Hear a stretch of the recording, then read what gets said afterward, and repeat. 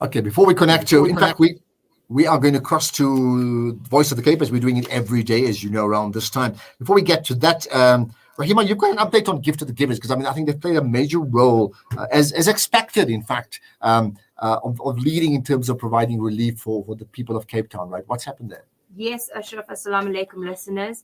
On this Monday morning, we've got the Gift of the Givers team. They've been receiving food and beverage items for UCT students at Old Mutual West Campus, 91 Jan Smuts Drive, Pinelands. That's been going on from 8 a.m.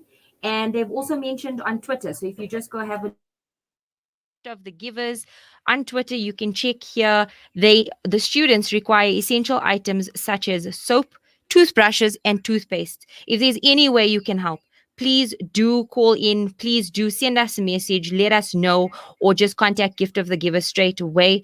Also, about 44 minutes ago, there's been a load of hot meals that was delivered to Grooteskier residents as well as students arriving buses. That's it for now, Ashraf. Thank you very much. And you also know that the MSA, the Muslim Students Association National, has played a prominent role. So there's some feedback. Let me just see if I can sort that out.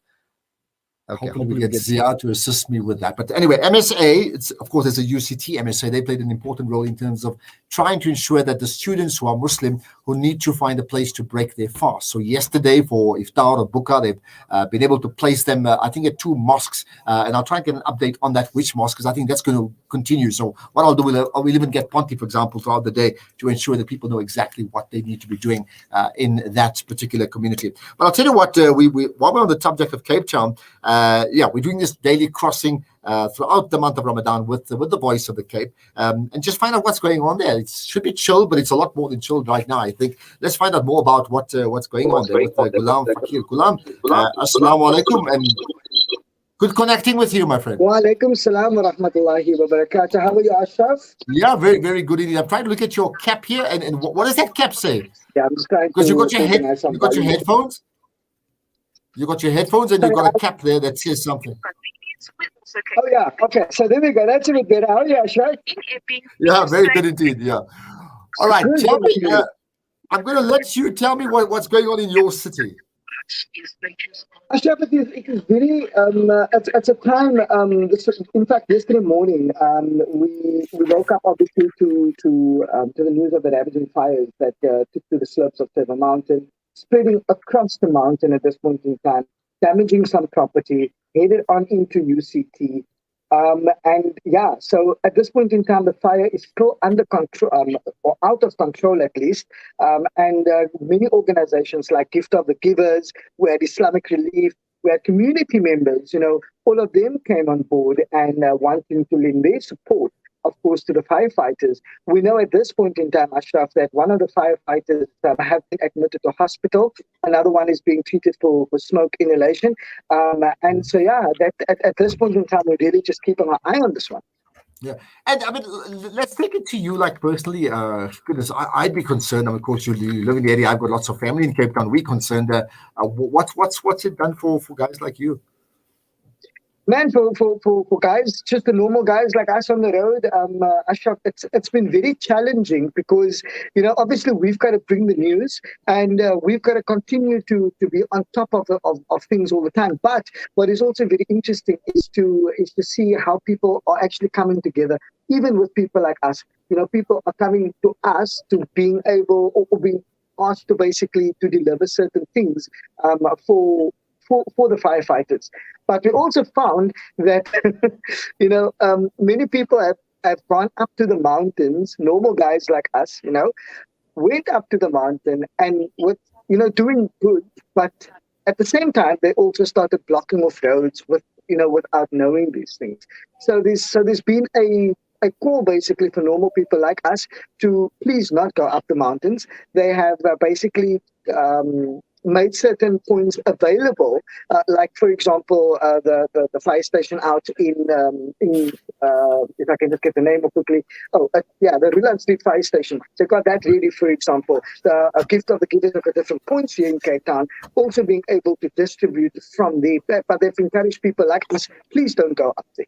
And the South people have basically, they went up there, they wanted to take the exclusive pictures. And I understand there's been a lot of historical, pieces that have been destroyed. If you think on the M3, this beautiful mill, the windmill that was up there, that has been destroyed. You think of, certain residents of UCT and certain sectors of the library that has been reported to have also been basically destroyed by the fire.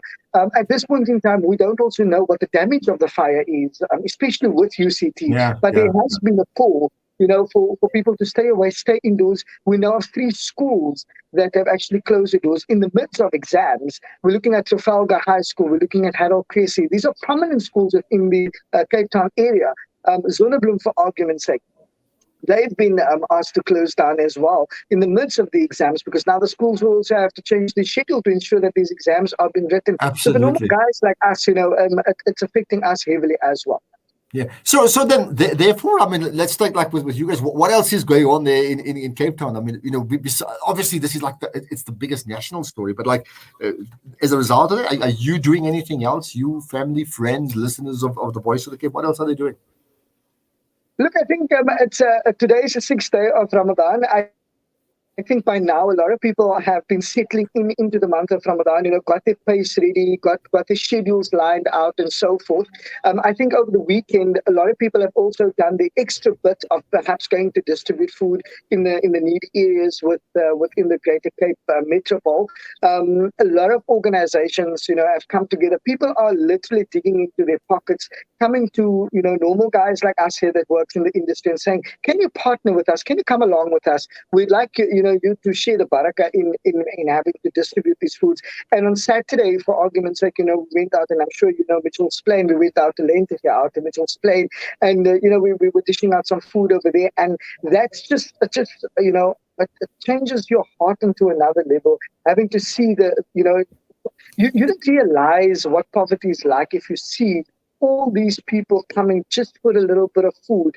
And I think the most heartbreaking thing for me was over this weekend is basically, the food was up, and there were still people. And do I take it as well? I mean, of course I've been to Cape Town often enough. I'm talking about like Muslim people. Many people wear scarves, females, others don't, right? But do you find that in Ramadan it's so obvious that the numbers of dukis are just well, you understand exactly what I'm saying, right? That they just the presence is just overwhelming. Suddenly you just see that in all the malls, in all the shopping centers. Is that an obvious thing all the time? This is a very contentious issue, Ashraf, but I think that it has obviously those who don't usually, for example, wear a scarf. You're going to find them perhaps wearing a scarf in the month of Ramadan. Getting into, I think, I'm assuming, into the spirituality a little bit more and so forth. But I've always been of the view, that whether you wear a scarf or not, that doesn't sort of negate the fact that there's no level of spirituality. But I think you see it more often. I see it in the realms and in the space that I work, that people are becoming a little bit more cognizant of that. They do wear this scarf a little bit more and so forth. Yeah. So yeah, but I think everybody's looking forward to the Booba as well. Well, there were 15th of Ramadan, right? Op die berg. Well, I tell you what, on that day, goodness, we'll be on in the morning. You need to just like show me a virtual picture of how you've drunk your bourbon late at night. So, because we can't do it live on air, I'd love to see that. I tell you what, for people from Joburg or Durban who doesn't quite get the Op die berg story, tell me about it.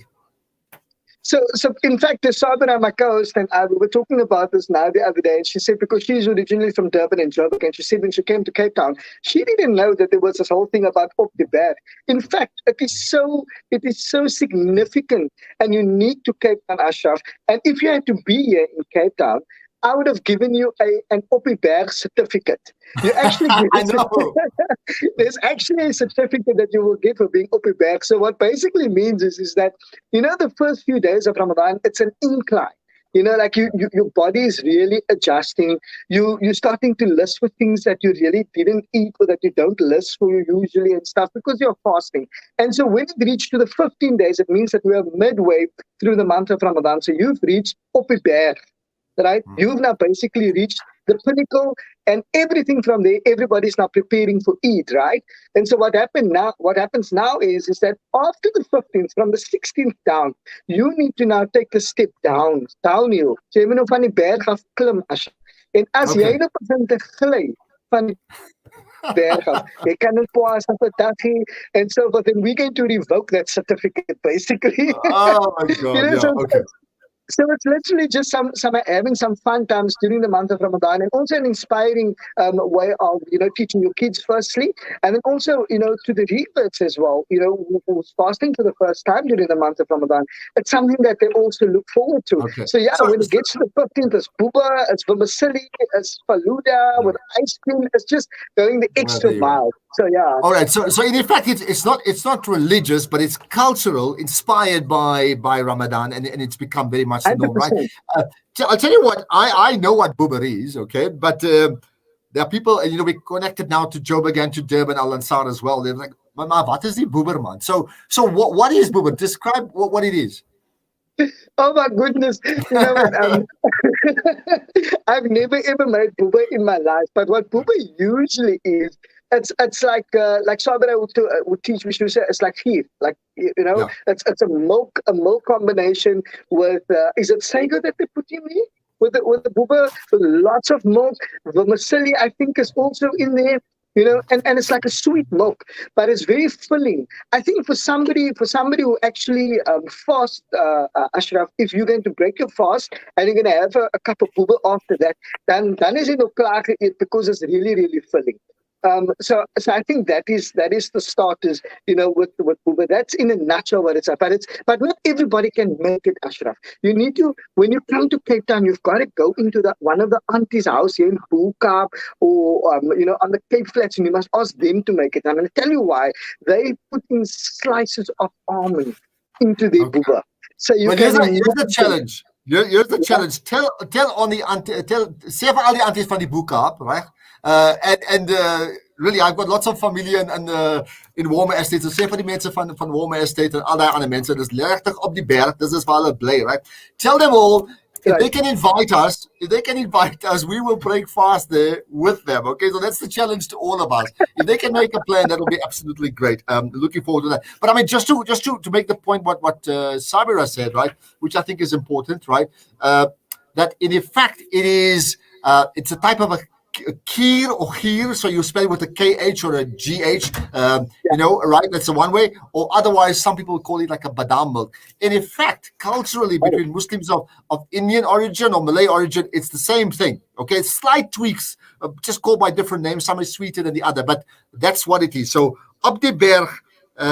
Okay, so Shahida Ismail is saying buber is not kheer or kheer. You better tell us what's the difference, because I'm suggesting there's a nuance there. So they're similar, but they're not the same. I suppose it's like saying Fanta and Mirinda are the same thing, and someone like, no, you can't say that. Something along that line, okay? But we know they're similar. So I'll tell you what, maybe we'll find out more exactly why. Shahida, you need to tell us what's the difference, so we can pick up on that. But listen, our time's up. You go and put out those fires, and hopefully you'll have better news with us tomorrow, Gulam. Amen, inshallah. Shukran so much, and shukran to you, Ashraf, and the Salaamedia team. Until tomorrow, have a lekker day. Assalamu alaikum wa rahmatullahi wa barakatuh to you and the team. Absolutely. And what's it, day 6? So what's this? Nog nie op die berg nie, maar it's klim. So we'll see what goes on there.